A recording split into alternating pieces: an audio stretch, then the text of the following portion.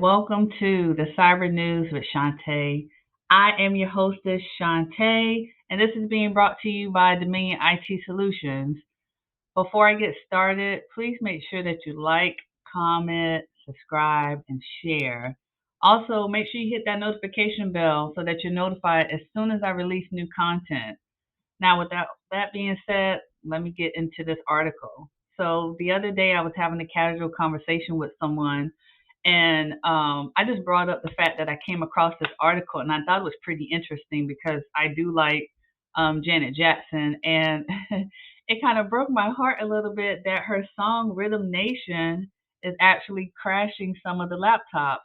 So I was asked to add this into the segment. So pretty much, um, Raymond Chen, who is an engineer for Microsoft, he actually wrote a blog on the dev page for Microsoft, and he talked about how he was having a conversation with a friend of his from the Windows XP product support team, and apparently it was discovered that Rhythm Nation actually has the same frequency for a model 5400 RPM laptop hard drive.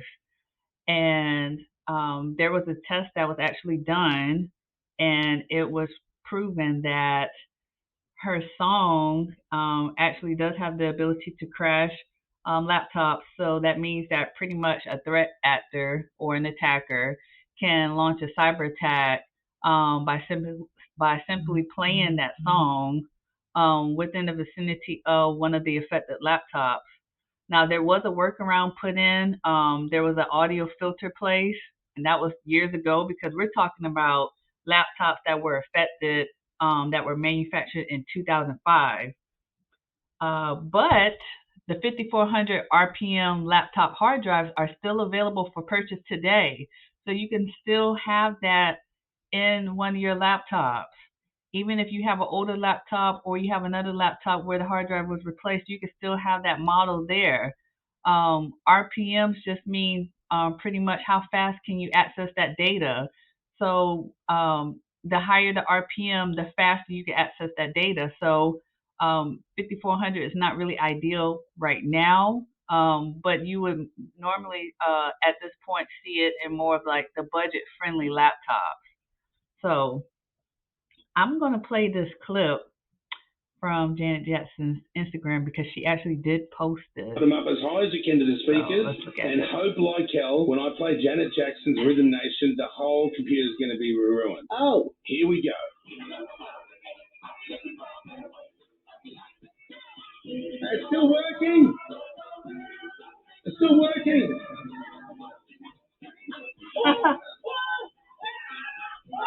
Oh, they're off. They're off. The screws have died. Look at the new computer. Oh my God, that actually works. Yeah, so there you have it. It actually works. Before I end this article, when I was taking a look at this one, Raymond Chen actually alluded to another phenomenon that was similar to this, and I thought it was interesting, and I saw it on the History Channel. So back in November 7th of 1940, the Tacoma Narrows Bridge was actually built in Washington. At the time, it was like the third longest suspension bridge in the U.S., and it was developed by Leon Moisseiff. Please don't get mad at me if I said his name wrong. I'm so sorry. I think it's Leon Moisseiff. He was the same guy who also helped Charles Ellis construct the Golden Gate Bridge in California. So, anyways, he built this bridge. Pretty much what the gist of the article talks about was that the bridge was longer than a normal suspension bridge would be back in that time, but he claimed that it was able to withstand the winds. And of course, you know that bridges, when it's windy, they do vibrate and they move. I don't know about anybody else, but when I drive across the bridge and it's storming and it's windy, the bridge is moving. It is shaking. And I'm like flying across the bridge to get from point A to point B because you just never know.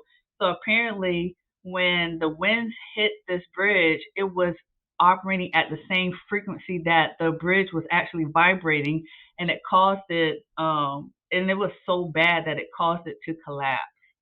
So they ended up having to reconstruct the bridge. They had to go back to the drawing board, come up with a new strategy, reconstruct the bridge to make it more sustainable when it comes to storms and winds of that nature.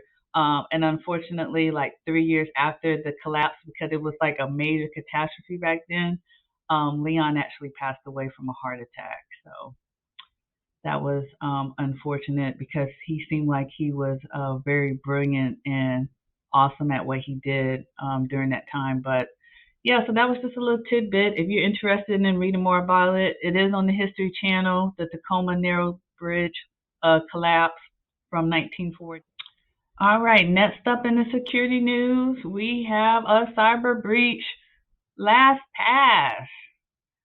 Yesterday, August 25th, CEO of LastPass reported that there was a security incident involving a compromised account of a developer of the company.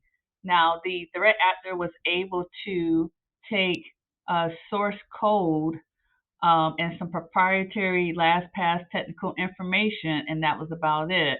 Now, he is reporting that they have hired a cybersecurity firm to help implement the mitigation and containment procedures. At this time, they're not reporting any customer compromised accounts or any password or PII information being released. Um, at this time. So it looks like there wasn't any type of data exfiltration of customer information that they're reporting. However, the detection was 2 weeks ago. So they have mentioned that they are in the process of still going through the procedures to wrap up the cyber event. Guys, just keep in mind, just as a tip, when there's a cyber breach reported, the breach has already happened.